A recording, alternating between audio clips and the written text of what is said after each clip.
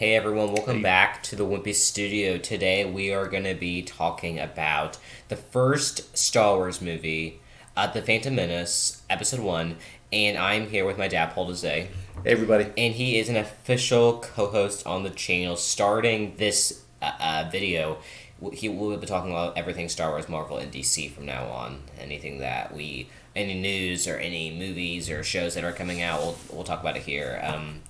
So we just decide this past week to start the Star Wars movies over. I've watched a few. I've watched probably when I was younger, but it's nice to have a refresh, especially going into all of the stuff we're going to be getting soon. So, what are your overall thoughts of the Phantom Menace? Well, Phantom Menace provides great backstory.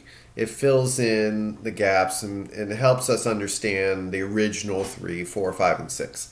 It gives us the background where Luke and Leia come from. And so we get the very beginning of this trilogy of 1, 2, and 3. And so I didn't necessarily like Episode 1. I thought Episode 2 and 3 were much better. But it does provide some pretty cool stuff. So what were your overall thoughts? I liked it. I thought I think it was a good opener. It wasn't a great opener.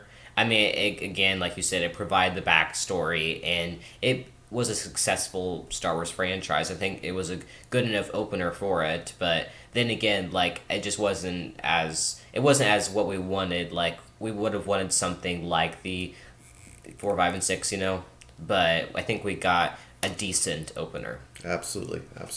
So pretty much, Padme's a teenager and Anakin is a kid. There's a time jump between this and the second movie where Anakin's a teenager, but we'll talk about that next week. But so kind of the main just the main arc is that Padme's planet is invaded.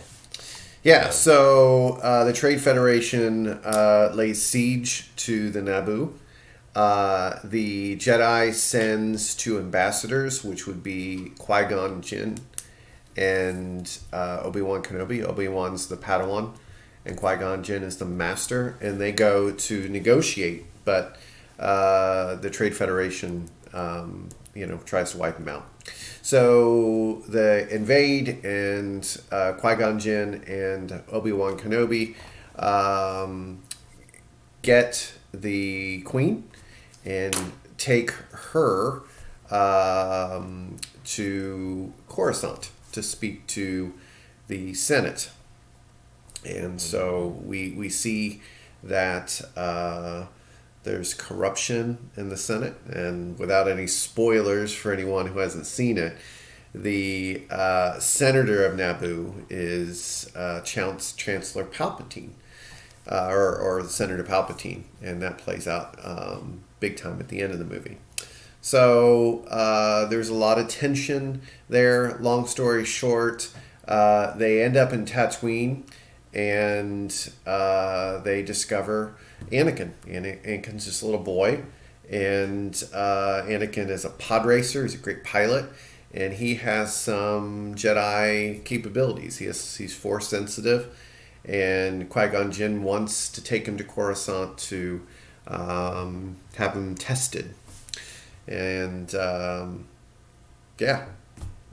end up coming back to the planet, and they end up defeating the bad guys. The coolest part of really the whole movie, as well as overall 9 movies, is the battle between Darth Maul, who is the apprentice of Darth Sidious, and Qui-Gon Jinn and Obi-Wan Kenobi. What do you think of that battle? It was a good 2 battle. on 1. I mean, Dad's favorite fight scene of all Star Wars is this fight scene. He told me. He said, "Watch now because it's a pretty intense battle." Yeah, it was a good battle. I mean, I think that the whole 2 lightsabers thing is pretty cool as well. I like that with Ahsoka in the future, in Clone Wars and all that kind of stuff. So yeah, I think the 2 lightsabers is a classic and kind of all started here. So yeah. So I was really pleased with the battle. I really hated that Qui-Gon didn't make it. I thought he was one of the coolest of the Jedi.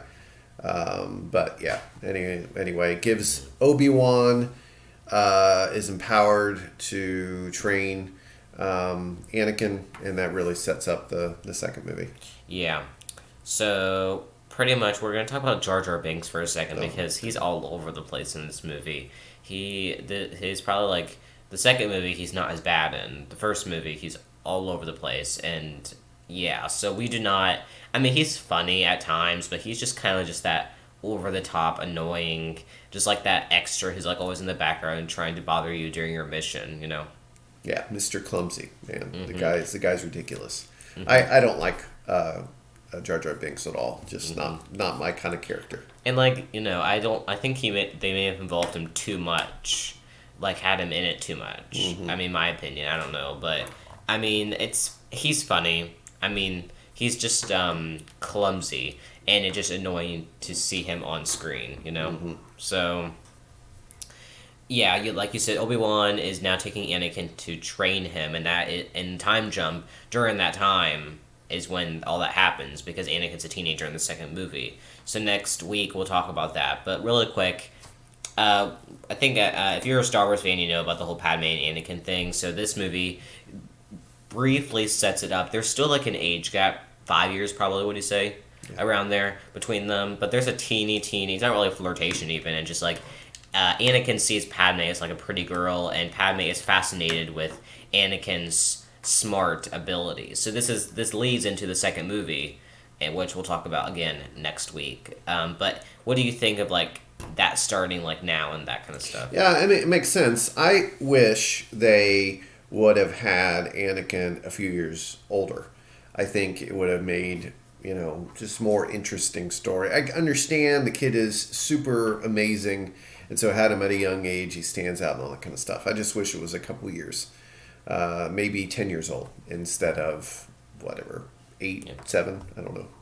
Him being in the ship race, I thought that was cool. Even though, like with the other people, it did last a while though. Kind of surprised that it lasted that long. It was definitely it was the center point of the movie, and set up Anakin as something special.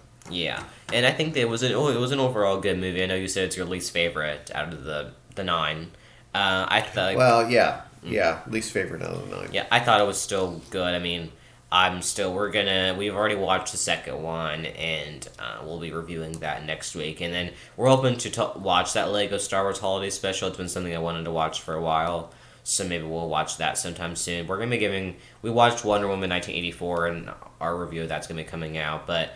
Mainly, we've just been getting back into the superhero stuff, especially because we're not going to have any Star Wars content for a while, so I'm glad that we're coming back to do this, because there's going to be nothing until the Book of Boba Fett new. So we're just going to be going back and talking about each movie and our thoughts on it. So anyways, any last grade? What was your overall grade of the movie? I give it a B. I would agree too. B, solid B. It was good, not great. So anyways... I want to thank everyone for watching the studio. I want you to like, comment, and subscribe, and turn on your post notifications so you never miss a video. Thanks everyone for watching, and bye.